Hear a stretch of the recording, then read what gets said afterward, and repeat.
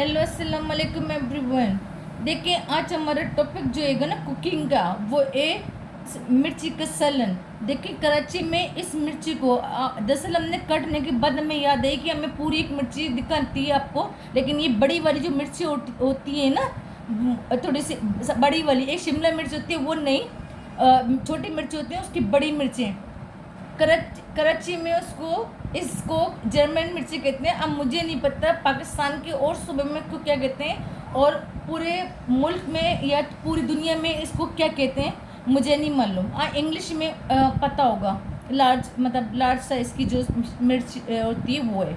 इसको हमने ये बाज़ार से लेके आई, इसको तली हमने वीडियो तलती हुई वीडियो बनाई है, हम अपलोड करेगी, ठीक है। ये देखें तल के हमने एक जर्मन मिर्च कहते हैं इसको, इसके एक मिर्च के 3 पीस किए। ये देख लो, ये इसको देखो, ठीक है। एक मिर्च के जर्मन मिर्च के 3 पीसेस किए, ठीक है। और कल इसकी डंडी नहीं काटना, बस लूप्स आप इसका हेड कल हेड थोड़ा सा काटो, ताकि इसकी थोड़ी सी ब्लैक होती है वो काट लिया करो। मैनर्स में भी कोई चीज़ें आती हैं और भी वैसे भी आती हैं, ठीक है। अब इधर लेके रहें प्लीज़। ये देखें, ये जो मुश्तमिल है, ये हमने ग्राइंडर किया है। अब इसके अंदर हम आपको दिखा रही है पहले सबूत। ये सफ़ेद तिल 3 चम्मच है, 3 चम्मच इसके अंदर सफ़ेद तिल है, ठीक है। खोपरा 3 चम्मच, खोपरा पिसा हुआ खोपरा 3 चम्मच।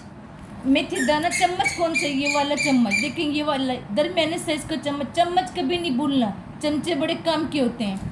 तो ये मेथी, ये इस चम्मच के साथ 1 चमचा ये मेथी दाना लेना है आपने, ठीक है।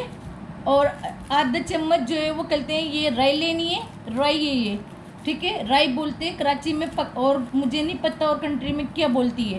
तो कहते हैं ये जो है ये कलौंजी है, ये भी 1 चम्मच लेनी है।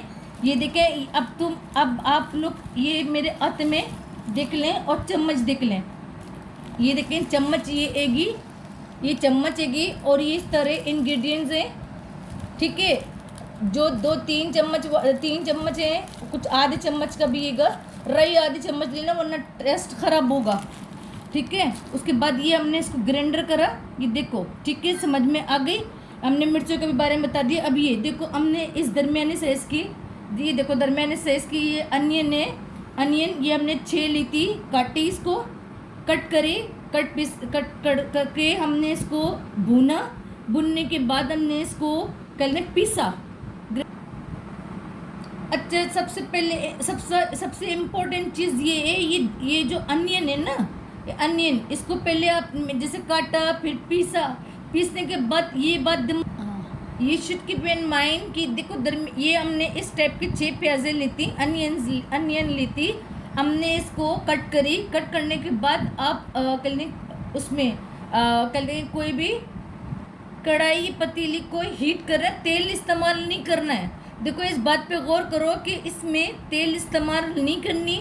इस कटी हुई प्याज को डायरेक्ट कढ़ाई को या पतीली को आप उसको गरम करो, और गरम में ही इसको प्याज को, कटी हुई प्याज को आप ऐसी गरम कर लो, भून लो। वो गरम, तेल इस्तेमाल नहीं करनी। अब ये खुद करके देखना, ये दिमाग में आएगा कि ये बगैर तेल के कैसे भूनती है, जाकर एक्सपीरियंस करो, ठीक है।